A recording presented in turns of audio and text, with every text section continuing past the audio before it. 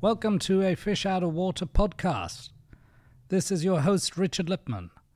Today we are interviewing Jill Furmanovsky. This podcast is kindly supported by Camera Museum of London, pre-owned Hasselblad specialists located at 44 Museum Street, London, WC1A 1LY. Visit the website on www.cameramuseum.uk. How did I start my photographic career? Was it already working and everything? Oh, you're very quick. Hardcore fans only.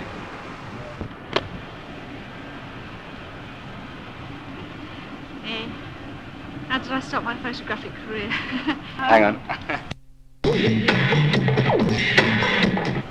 Yeah, we'll go for the high.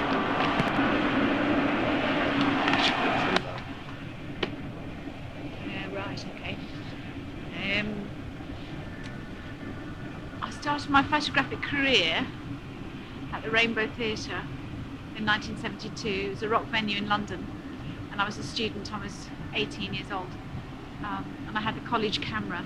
I'd been on a 2-week block course in photography, and I took it along when I went to see a band play, just to practice. And I had tickets for the concert up in the balcony, and I had a telephoto lens from the college. But I saw through the telephoto lenses all the photographers working in the pit at the front. It was a gig by Yes, actually. And so I thought, well, I'll have a bash at sort of creeping down to the front and seeing if anybody would stop me. And nobody did, because in those days, Pentaxes and so on were rarer things. People thought you were professional. And I got talking to 2 professional photographers after the gig, who gave me some advice, and then they said to me, well, if you'd like to come and work here, you could do. You won't get paid, but we can do your pass, and you can practice your photography here. So it was like a godsend. Yeah. What was their advice? It was so long ago, I don't know if I remember really.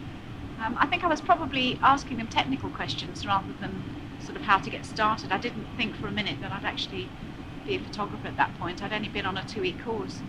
So. How was it? How did you get the job with Oasis? Are you a fan of Oasis? Yes, I am a fan of Oasis, but I wasn't a fan before I started working with them, because I didn't know that much about them.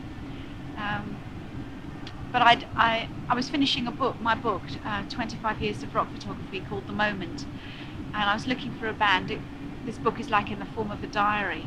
And I was looking for a band that were up and coming to finish the book with, because it started with a very early shot I'd done of Paul McCartney when I was a schoolgirl outside his house, and I needed something really, really good to end it with. And I'd seen Oasis on MTV and heard their single, and they'd had very good feedback from the press, and I'd also seen the video, and I thought they looked great. So I went to a gig in Cambridge, Corn Exchange, in 1994. And took some pictures there, and I thought that something was definitely going on. I was quite excited by what was happening. What do you reckon was going on? It's very hard to tell. It's a sort of chemistry thing that I suppose over the years I sort of pick it up, sort of intuitively really, but it's not just the music, that's for sure. It's something to do with a chemistry between what the audience needs and what the band are providing.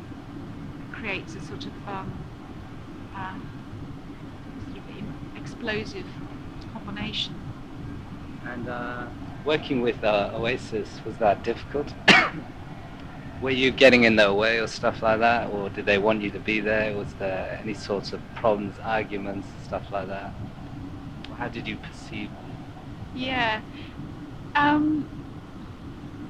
didn't have any problems from the point of view that I was invited to come along after that initial gig at Cambridge Corn Exchange, which I sent them some copies of. They liked the pictures, and they invited me to come to a video they were making for Live Forever.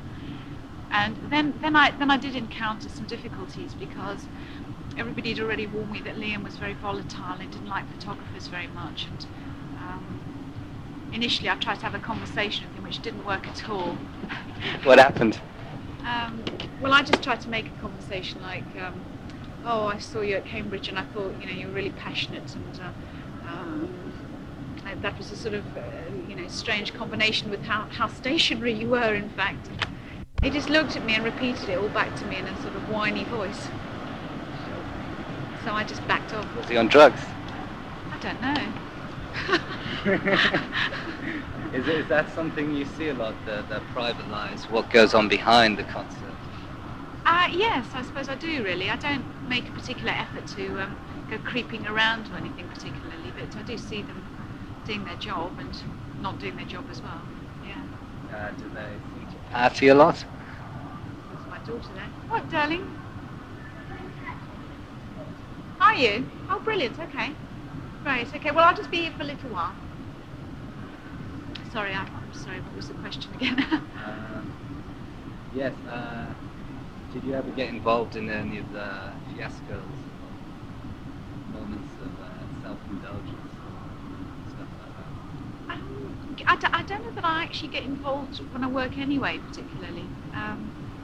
So I don't feel it's my role to get involved in what people are doing, particularly, because if I'm getting involved, then I'm becoming part of something, and I don't feel I'm really there to be part of something, rather really to record what's going on. The Expressions, would you consider them as an original rock band, or are they just trying to imitate, for example, Liam's attitude being similar to, I don't know, Keith Richards or Mick Jagger from the Stones?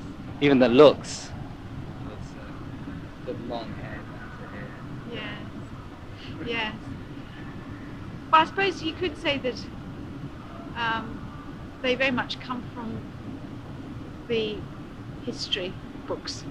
I mean, somewhere along the line, the culture of rock has sort of become cliched, if you like, and I think certainly initially there was a lot of copying of Beatles type stuff, plus copying a bit of punk stuff.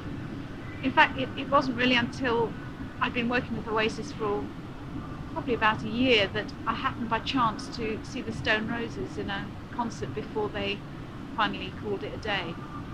And when I saw Ian Brown walk on stage, there was Liam, there was, sort of movement by movement. That was his initial starting point. It must have been Ian Brown, there's no question about it. And I just stood there laughing, actually, when I saw that. Because I'd seen Oasis before Stone Roses, but he'd obviously seen Stone Roses before he was in Oasis.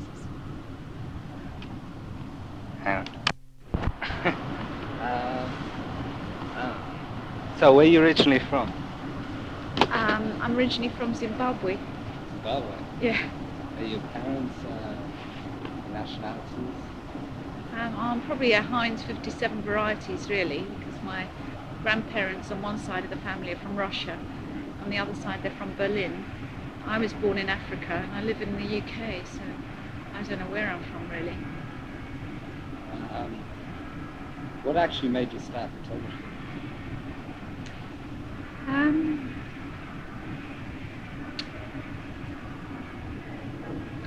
I didn't start photography, but I did want to combine my sort of main interests as a teenager, which were music and visual arts, I suppose. I was a huge Beatles fan, I was a big John Lennon fan. I noticed that a lot of bands had started their careers in art school. Roxy Music was another one. There was sort of a connection between art school and music, and so not being especially academic minded when I was sort of at exam stage, although actually I was quite good at English by chance, but I decided to try and go to art school, and I went to do a foundation course, which you probably know just covers everything, not just one of the arts but sculpture and everything. And I wanted to do graphic design, but I was told by the people who knew better at that time that I should do textile design. So I really went to art college just to be in an art college environment. And the photography was a 2-week block course. But the minute I picked up a camera, I just fell in love with it.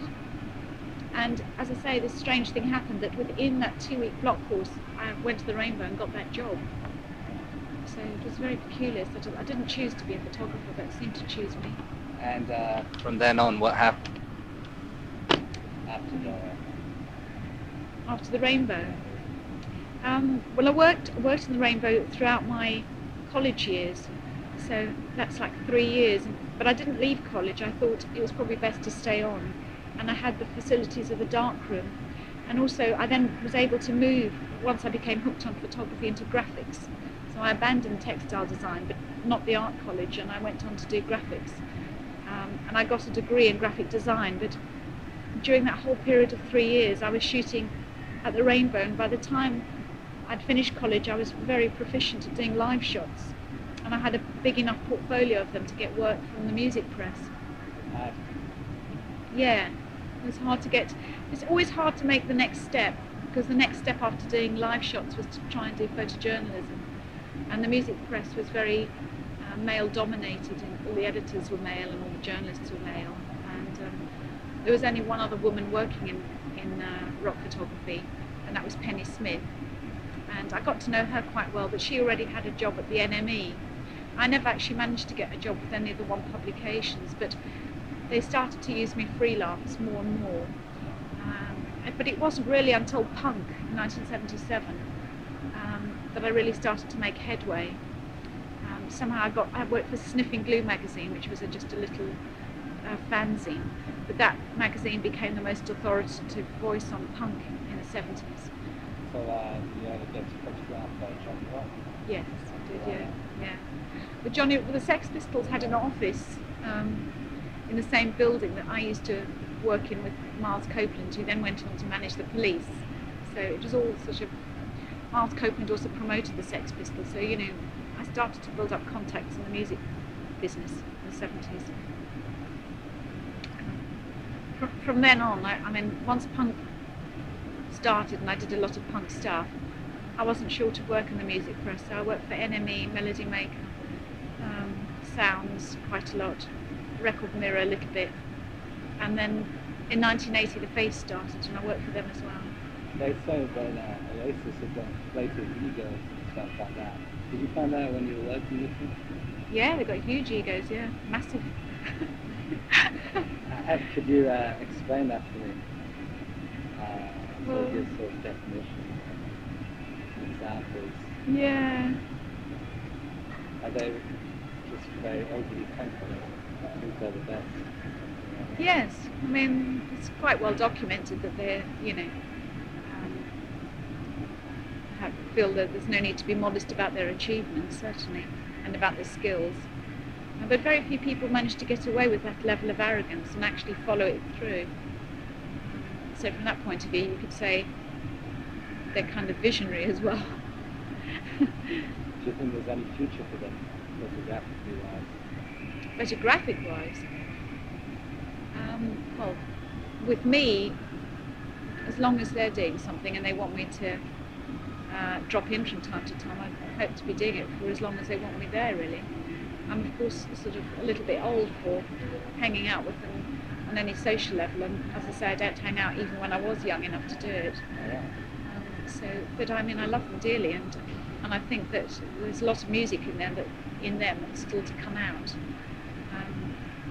I still work with people that I worked with 20 years ago anyway. So I've got a much more. I think from their point of view, I've been useful from the point of view that I've had so much experience, and also I'm not really fazed particularly by what happens, because I've seen punk and I've seen people come and go, and I've seen people last for 20 years as well. So I've got a much more long-term view. And does your work only include music, or is it based around those things? I started off in music and did nothing but music until the mid-80s, and then I got very bored with the music in the mid-80s. I thought it was pretty awful, couldn't relate to it very well. And I tried to do other work, including photojournalism, advertising. I've tried a bit of fashion. I don't have the sort of passion for fashion. Photojournalism is my other great love, actually. Yeah. Well, it's just working for newspapers and telling stories. I've done work on the Orange Order of Northern Ireland. I've done work on childbirth, on home birth. I've done parenting in Britain in the 90s for The Guardian. I've done stuff for the Sunday Times. photograph Nelson Mandela and the ANC. But I can't really make enough money to keep the studio going and stuff going just from that. Does it support you financially? You sort of freelance. Sorry, excuse me, 1 second, just take some. Yeah.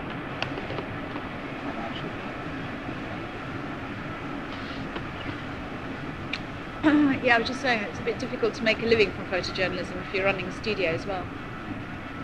For example, when I did Orange Order of Northern Ireland, which was an incredible subject to do, I couldn't get it published, and I worked on it for a year. Is there a lot of competition? In photojournalism or in rock? Both. Both, yeah. Oh, there's plenty of competition. Probably more in rock than in photojournalism, actually, in some ways, because everybody thinks that they want to be a rock and roll photographer. But is everybody as good as each other? Who gets the best shots? I don't know, Penny Smith seems to get the best shots, I think. She's the best of all. Anton Corbin is really good. I think I've got good now. I've practiced for 20 years, but I can still get better. Are you looking for some kind of expressions, or you just let them do what they want to do? Sometimes I have to ask them to do things. That's a bit more difficult for me because as I say, I actually prefer to just wander about and take snaps and compose in my head. But I do have to also do sessions with them, and when I do that, then I've got to actually ask them to do this, that, and the other. But I still try and have a splash of photojournalism, even in the most, even in studio sessions. I do try and keep things moving so that I've still got something to capture that's journalistic, even if I'm working in sort of more controlled environment. Is there a difference between sort of working here and working abroad? Yeah. You notice journalists are different, or ways of doing things are different? There is one interesting thing about working abroad with the band, which is actually what you do when you work for the music press. In fact, you'll notice quite often that there'll be a cover story on some band or other, and it'll come from South America or Sarajevo or somewhere like that. And that there's one thing that's very useful, which is that when you're all abroad, you can get much closer to the artists. I mean, any journalist doing an interview with Noel in London, he would show up at the record company or at a particular venue and do his interview and go again. But if you're in the middle of some hotel complex in Detroit or something, you probably see him over breakfast and you'll see him walking, yeah, exactly, and you get a chance to bond, if that's the word. And there's all that camaraderie just based on being all foreigners in a foreign land.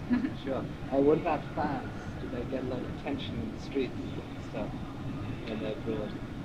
Obviously in England they must. Yes, it's not too bad. I mean, Liam gets the worst of it, really. He's always besieged. Noel has a fantastically, what's the word for it? Stoic attitude towards it. I mean, he will not, has not up to now allowed it to stop him from doing fairly ordinary things. And he lives quite close to where I work, and sometimes I ask him if he'll come over and look at something, and he says, well, I'll walk over. And I said, well, I'll come fetch you. And he goes, no, I'm walking. You know, so you just go out, visit the front door and walk over. So it's about a 20-minute walk, so he just won't allow it to stop him carrying on. What about Liam in that sense? Liam can't do that so much. Liam doesn't have to do it so much. He doesn't have to do quite so much press stuff anyway, but I don't think Liam could. Walking down the streets like that. Well, they're definitely going to get, asked for autographs. On the whole, they don't mind as well. They're quite tolerant, more than tolerant actually. So extremely cooperative on the whole. They get a lot of fans. I don't know, jumping around and stuff like that. Asking them. And not so much autographs, but other things. I suppose they do, yeah. Female fans.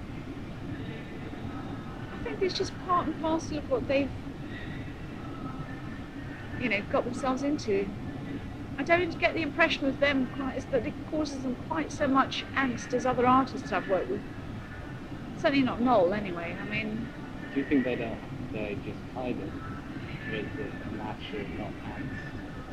think Noel calculated it. I think he knew that, that would be part of the deal of being a pop star, is that you get mobbed by your fans, isn't it? I mean, good interview. Interesting questions. Can you describe yourself in 5 words? Sounds like a Sunday Times interview. This. I think you should ask my daughter. She probably did. Leah? You're going out now? Don't you come and do something for me? Come here a minute. Answer a question for this gentleman. Can you use 5 words to describe your mum? You have to speak into this, the microphone.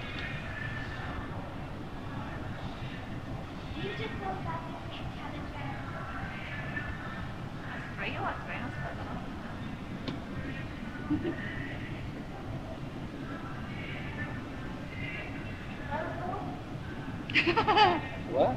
Noble. Was that noble, intelligent? Beautiful and loving. God, I must have done something right today.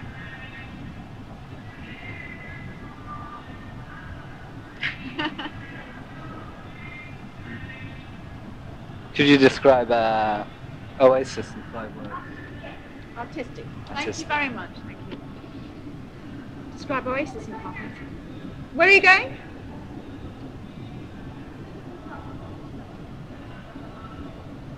Oh, well, that's got loads of time. It's only 5 o'clock, isn't it?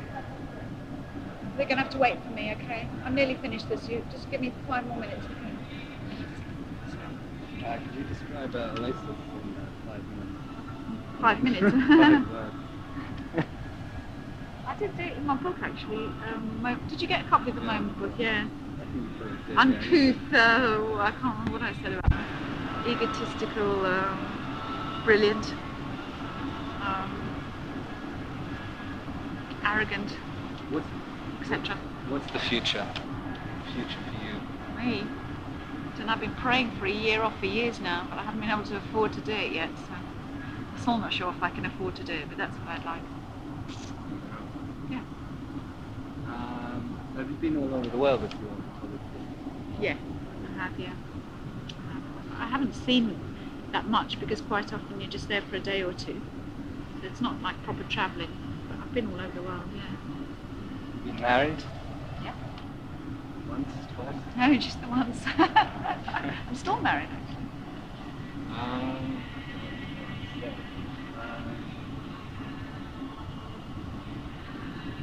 If you were anything but a photographer, what would you be? I like writing. Yeah, writing, children, animals, simple stuff. How do you find Manchester? Did Oasis ever say anything about Manchester, their hometown, to you? Did you have many discussions with them? I've had very little complimentary from the band. Complimentary? About the town they come from. I mean, I think that they felt it was a starting point, but maybe it holds bad memories for them from their childhood. I don't know, but I think they were pleased to leave. Did they ever come back? Well, of course. I mean, they come to, they've got their mum here for a start. They've got family here. But I can't see them living here again. Bonehead's the exception. He's still around. Yeah.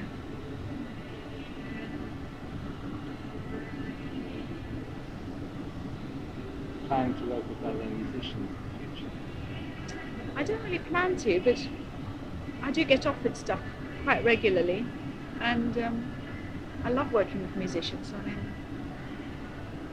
if one has to work, I've worked with actors, for example, and I've worked in the film industry, and I much prefer musicians. Why is that? I think musicians are sort of special breed for me. I like classical musicians as well. I just love musicians. I think I'm not musical in any way myself, and so for me it's magic what they do.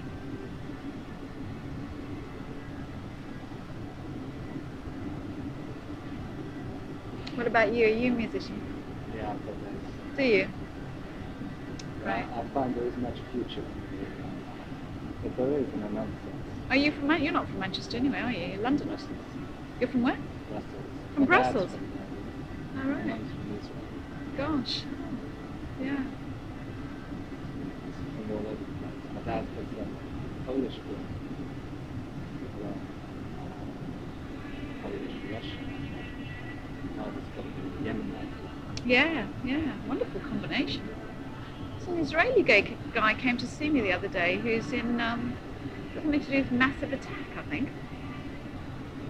I think he's producer for Massive Attack. Young guy, really young. It's the first rock Israeli person I'd ever met, actually. Very nice guy. Yeah.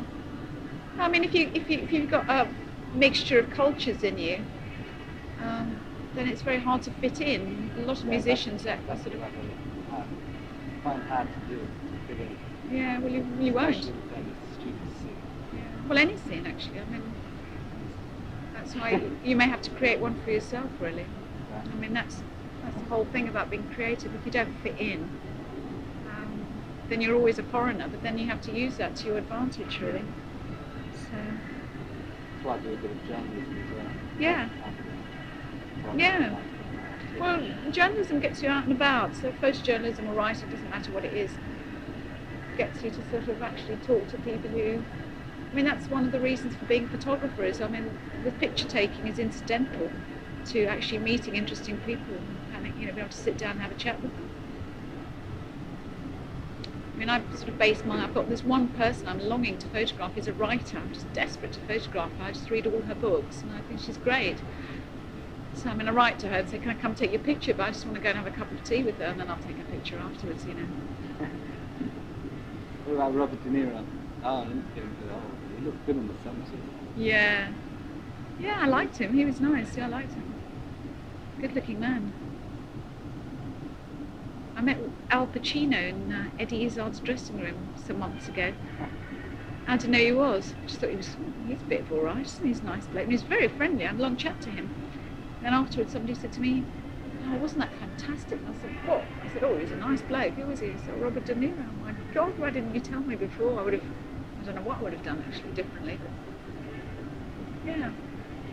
Do you yourself find inside or outside? Do you feel fitted into society?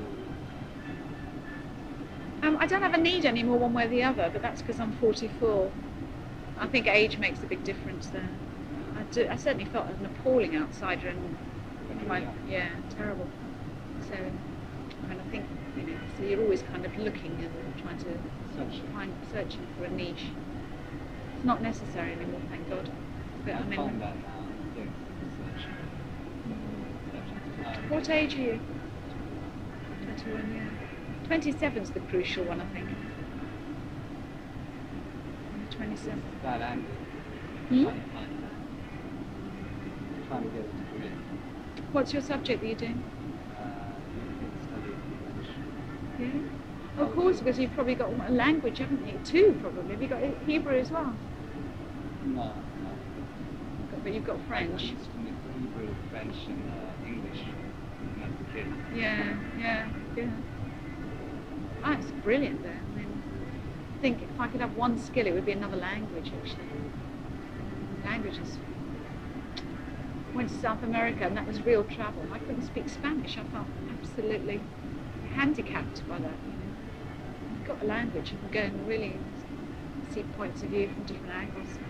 By the age, you were saying about 27, were you finding what you were looking for? Well, at 21 I was working, I was still I think I was just graduated from Central School of Art and Design. And I was just wondering whether or not I could actually be a real photographer. It's taken me quite a while to realise that I actually am. But at that time I was still wondering if I could be, because I'd only ever done the 2-week course. And it seemed to me that I didn't really know what I was doing. But still that took about another 15 years before I even thought perhaps I did. But now, do you know what you're doing? No, I don't. Now it's not an important question anymore. The great thing about photography is that you've got some sort of markers of what you've been doing. Somebody said that to me the other day who was doing science, or I can't remember what they were doing. They were doing some other profession. And I've got this sort of body of evidence of what I've been doing, actually produced, and so that's what sort of becomes something you leave behind, I suppose. What's your favourite film? 12 Angry Men. And Gregory's Girl. What are you feeling right now? What am I feeling right now? I'm feeling I better go feed my kids, otherwise I'm going to be very hungry. Okay. Thanks for that. It was a pleasure to meet you. Thank you for listening to a Fish Out of Water podcast. This is your host, Richard Lipman. Should you have any questions, comments, or suggestions, please get in touch. This podcast is kindly supported by Camera Museum of London, pre-owned Hasselblad specialists located at 44 Museum Street, London, WC1A 1LY. Visit the website on www.cameramuseum.uk.